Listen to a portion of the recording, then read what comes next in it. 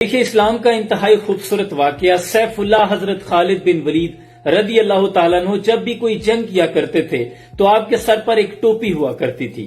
اس ٹوپی میں حضرت خالد بن ولید نے حضور کے بال مبارک یعنی موئے مبارک سلائی کیے ہوئے تھے اور اس ٹوپی کے حوالے سے آپ کا عقیدہ یہ تھا کہ میرے سامنے کفار کا جتنا مرضی بڑا لشکر آ جائے جب تک یہ ٹوپی میرے سر پر ہے میں اس لشکر کو کاٹ کے رکھ دوں گا. لیکن ایک موقع ایسا بھی آیا کہ آپ جنگ کے ارادے سے نہیں گئے تھے اور آپ کے سر پر وہ ٹوپی نہیں تھی لیکن آپ کفار کے نرغے میں پھنس گئے. پھر اللہ کی مدد کیسے پہنچی؟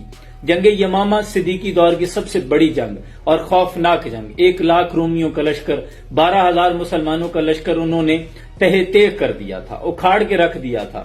حضرت خالد بن ولید اپنے 10 مجاہد ساتھیوں کے ساتھ مہم کی ان دو صفوں کے درمیان داخل ہوئے اور کہا مجھے خالد بن ولید کہتے ہیں. آپ نے دشمنوں کے سر اتارنے شروع کیے لیکن رومیوں کا لشکر بہت بڑا تھا، آپ کی تعداد بہت کم تھی اور جو 10 مجاہد آپ کے ساتھ تھے اسلام کے جگر تھے. اگر انہیں شہید کر دیا جاتا تو اسلام کا بہت بڑا نقصان ہوتا. جب آپ اس نرغے میں پھنس گئے، آپ کے سر پر وہ ٹوپی بھی نہیں تھی. ادھر مدینہ میں حضرت ابو عبیدہ کو خواب میں نبی اکرم صلی اللہ علیہ وسلم کی زیارت ہوتی ہے. عبیدہ تم سو رہے ہو، ادھر خالد مصیبت میں ہے. ابو عبیدہ کی جب آنکھ کھلی ننگے سر ننگے پاؤں دوڑ لگا دی. مدینہ کی گلیوں میں اعلان کروایا کہ لشکر تیار کرو، خالد مصیبت میں ہیں. برق رفتاری کے ساتھ جوک در جوک لوگ شامل ہوئے. 3,000 کا لشکر فوراً تیار کیا گیا. لشکر تیار ہو گیا، میدان جنگ کا رخ کیا تو لشکر کے قریب سے ایک نقاب پوش زرہ پہنے نوجوان سوار اس برق رفتاری کے ساتھ گیا کہ اس لشکر سے بھی آگے نکل گیا. ابو عبیدہ چونکہ میر تھے، آپ نے حکم دیا کہ یہ شاہ سوار کون ہے. لوگوں نے لا علمی کا اظہار کیا. آپ نے ایک دستہ اس کے پیچھے بھیجا، اس نے روکا لیکن وہ رکنے کا نام نہیں لے رہا. پھر انہوں نے کہا کہ آپ کو امیر بلا رہے ہیں. پھر وہ شاہ سوار رکا. ابو عبیدہ قریب گئے، پوچھا کون ہو.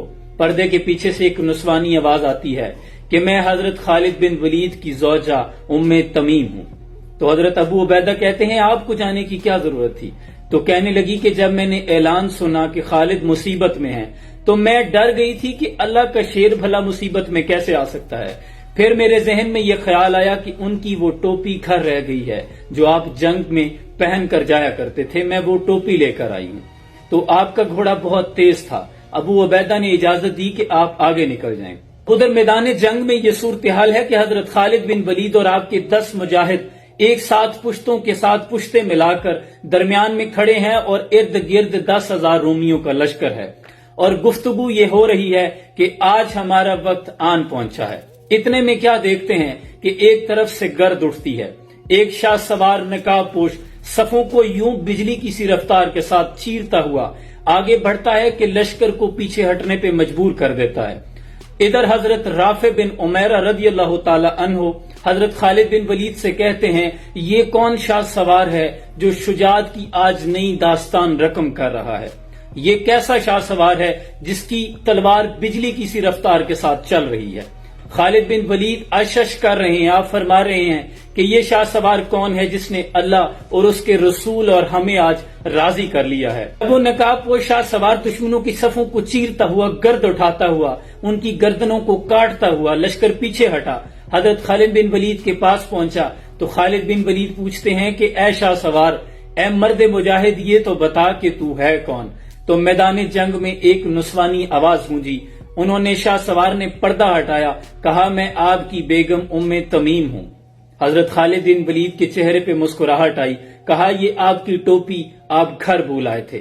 حضرت خالد بن ولید نے جب وہ ٹوپی سر پہ رکھ لی ادھر حضرت ابو عبیدہ کا 3,000 کا لشکر بھی آن پہنچا تو پھر مسلمانوں نے کفار کو پیچھے ہٹنے پہ مجبور کر دیا. ایک گھمسان کی جنگ ہوئی. ہزاروں رومیوں کے مسلمانوں نے سر اڑا دیے، دشمنوں کی صفوں کو چیر کے رکھ دیا. ٹل نہ سکتے تھے اگر جنگ میں اڑ جاتے تھے. پاؤں شیروں کے بھی میدان سے اکھڑ جاتے تھے. تجھ سے سرکش ہوا کوئی تو بگڑ جاتے تھے. تیغ کیا چیز ہے ہم توپ سے لڑ جاتے تھے. اور دشت و دشت دریا بھی نہ چھوڑے ہم نے، بحر ظلمات میں دوڑا دیے گھوڑے ہم نے. یہ غازی یہ تیرے پراسرار بندے جنہیں تو نے بخشا ہے ذوق خدائی. 2 نیم ان کی ٹھوکر سے صحرا و دریا، سمٹ کر پہاڑ ان کی ہیبت سے رائی. اور 2 عالم سے کرتی ہے بیگانہ دل کو، عجب چیز ہے لذت آشنائی. اور شہادت ہے مقصود مطلوب مومن، نہ مال غنیمت نہ کشور کشائی۔ نکل کر صحرا سے جس نے روما کی سلطنت کو الٹ دیا تھا، سنا ہے یہ قدسیوں سے میں نے وہ شیر پھر ہوشیار ہوگا۔ انشاءاللہ سلام پہنچے۔